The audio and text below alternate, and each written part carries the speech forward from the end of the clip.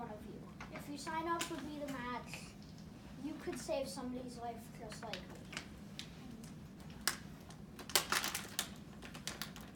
Even if you don't ever get contacted that you can actually do it, it's fine. It's just signing up could save somebody's life, and signing up is just easy. They will just take a cotton swab and they'll swab just your cheeks, and then they'll swab the patient's cheeks and like compare them and see if they have the things that are in common.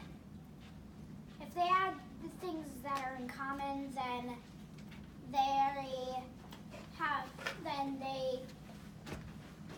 then you could save somebody's life.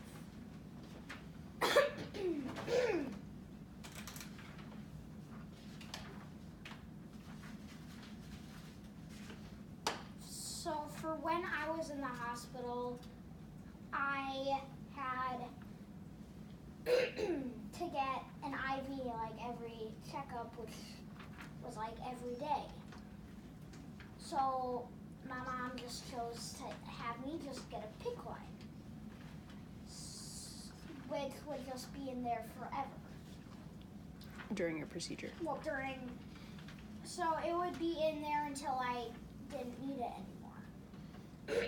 So there would be a hole, which it's right here, and there would be a tube that goes through my arm, through my vein, and to my heart.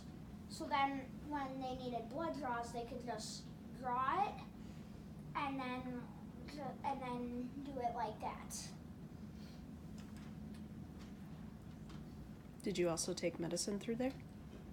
And I also did take some medicine through there. Mm-hmm. And when I first had my bone marrow biopsy, seeing if, like, checking my bone marrow to see what you had? To see what I had, it was kind of weird. I was asleep, and I didn't know what to expect. So it took only around like 15 minutes, and I'm just asleep, because they give me like medicine to make me sleep.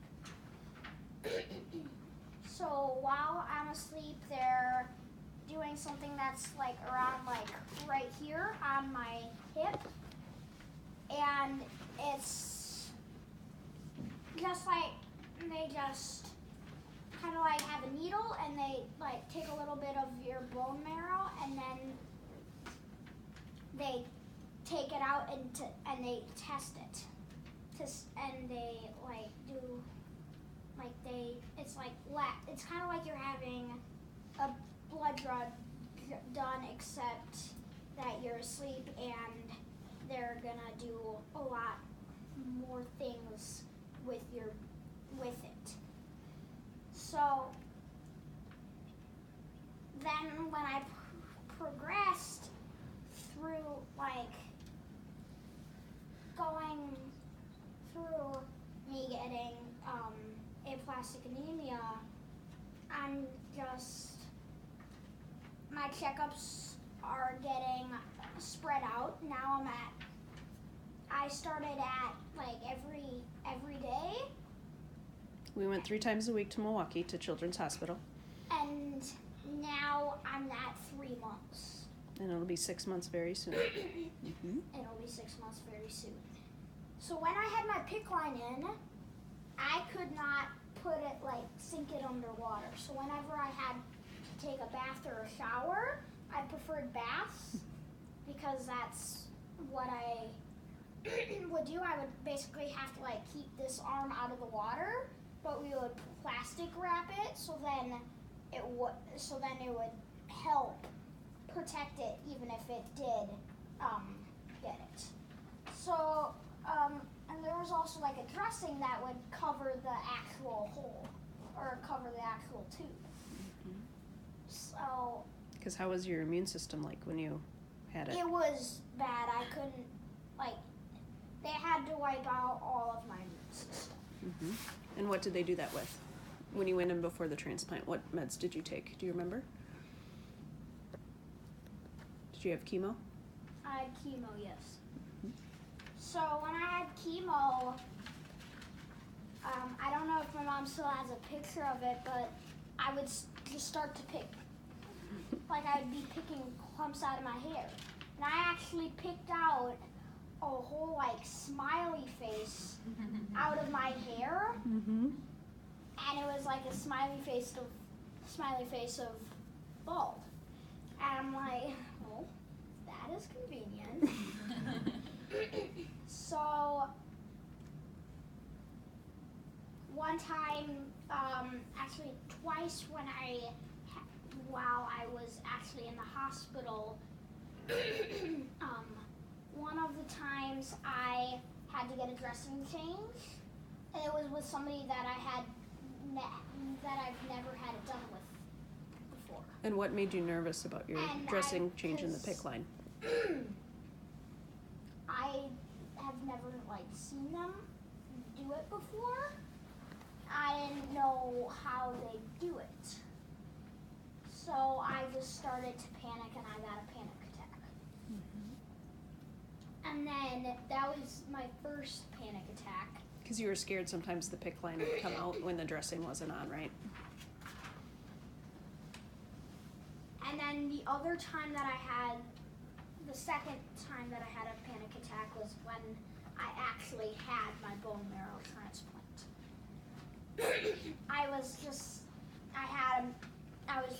kind of freaking out a little, and I had a major headache, and I just was like, I want to go to sleep.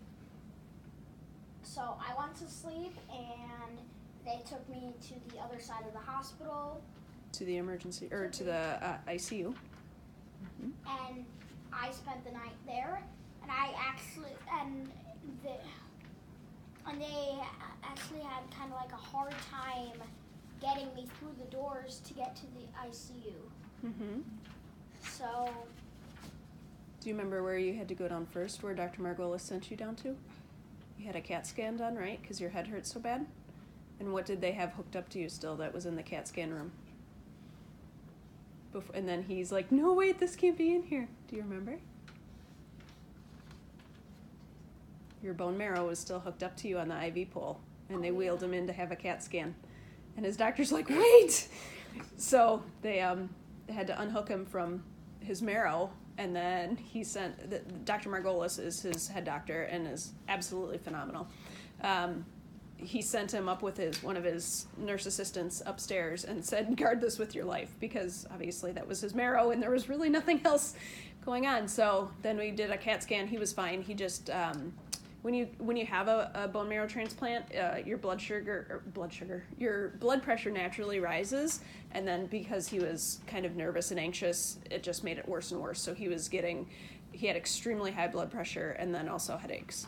So, okay, keep going. I'm sorry. Actually, I think I'm about done. You are? Okay.